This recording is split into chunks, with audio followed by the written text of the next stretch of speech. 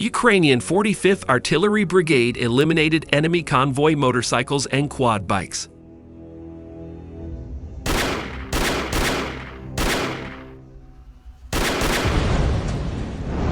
The 45th Separate Artillery Brigade, named after Mykola Tarnavskyi, continues to inflict heavy losses on the enemy. During a recent combat mission, Ukrainian defenders identified a group of Russian troops attempting to maneuver across open terrain using motorcycles and quad bikes. The movement was detected by brigade drone operators, who tracked the convoy in real time. FPV strike drones were immediately launched against the target. As a result of precise and coordinated action, more than 10 occupiers were eliminated, and their light vehicles were completely destroyed.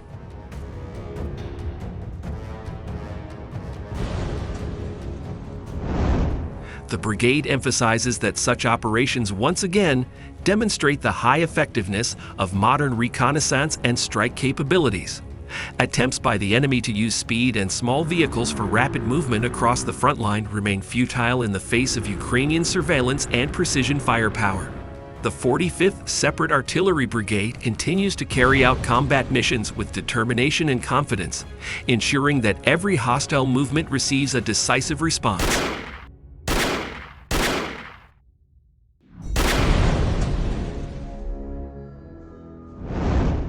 In the Donetsk sector, units of the Defense Forces of Ukraine continue to effectively employ kamikaze drones against the enemy. The footage released online documents the precise work of fiber optic attack drones. As a result of targeted strikes, 6 enemy military vehicles, a motorcycle, and a group of occupiers were successfully destroyed.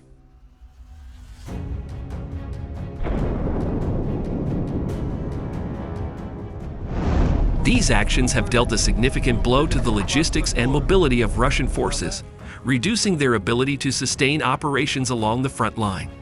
The consistent use of modern unmanned systems not only eliminates enemy resources, but also increases the overall effectiveness of Ukraine's defensive operations. The Defense Forces of Ukraine continue to carry out systematic and coordinated measures aimed at degrading the combat potential of the occupiers and ensuring reliable defense of the state.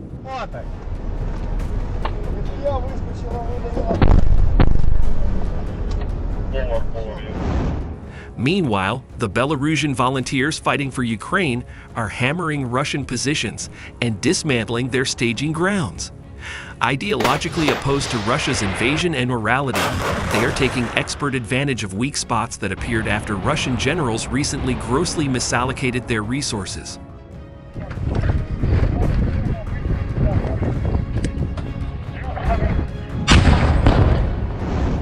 At Kupiansk, Ukrainians continue to hold the line with commandos of the Ukrainian intelligence directorate forming a formidable part of the defense, and standing beside them, integrated into the unit, is the Belarusian Volunteer Corps. While there are many groups of Belarusian volunteers, this unit is integrated into and has received special forces level training from Ukraine. They do not operate alone, instead acting as support elements for deep special forces raids, sabotage, and reconnaissance missions, as well as a number of teams conducting these operations themselves.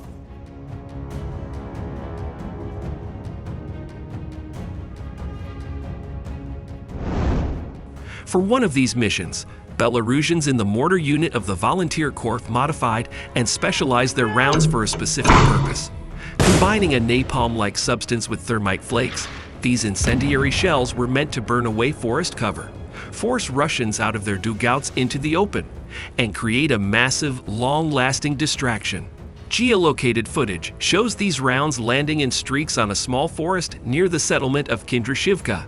The napalm-like substance holding the incendiary thermite flakes together, burning at over 2,000 degrees Celsius or 3,600 Fahrenheit.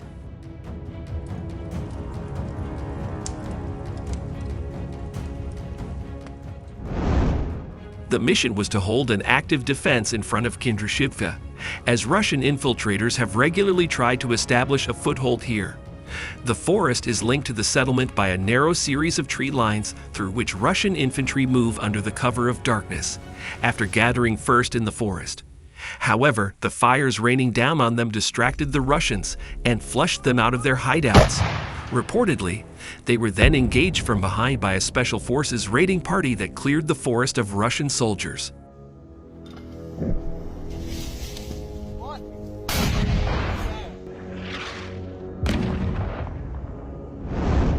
The Belarusian operation here was a direct result of problems caused by Russian commanders themselves.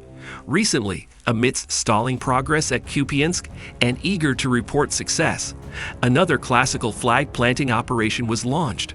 However, this one made the mistake of reporting successes far beyond what was believable. Russian soldiers were forced to move into Kupiansk in civilian clothing to prevent Ukrainian interdiction, before unfurling flags all the way in the center of the town.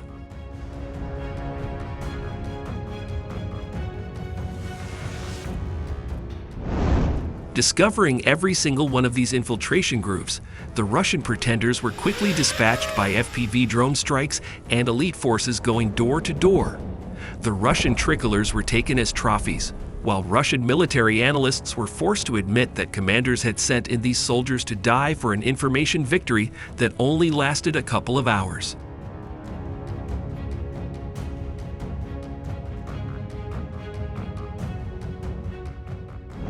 While not only a suicide mission for the Russian soldiers involved, the operation was a gross misallocation of Russian resources across the Oskil River.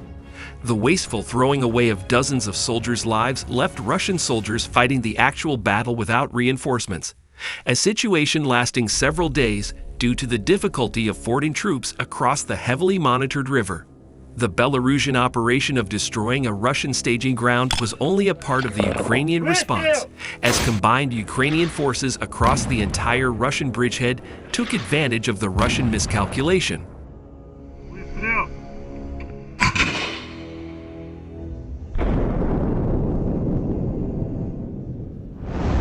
Overall, Russian commanders made a gross mistake, leading to the deaths of dozens of their fighters, leaving Russians fighting the actual battle for Kupiansk understaffed and without reinforcements.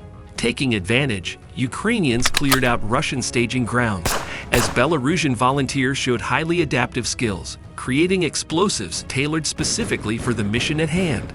As the Belarusian force trained in the ways of Ukrainian special forces numbers approximately 300 soldiers in the Kupiansk direction alone. These motivated fighters are demonstrating their commitment to the cause and indomitable will too.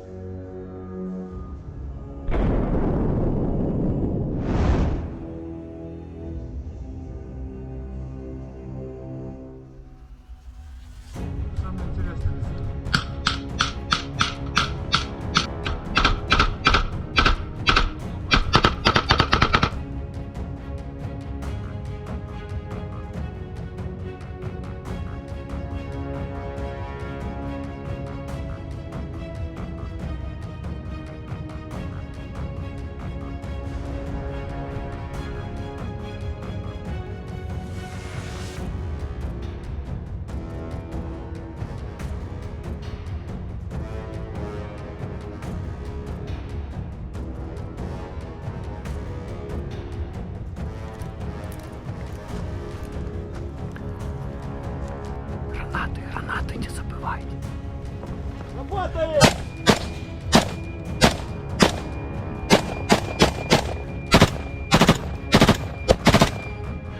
Шмидт, на прием, это кеш.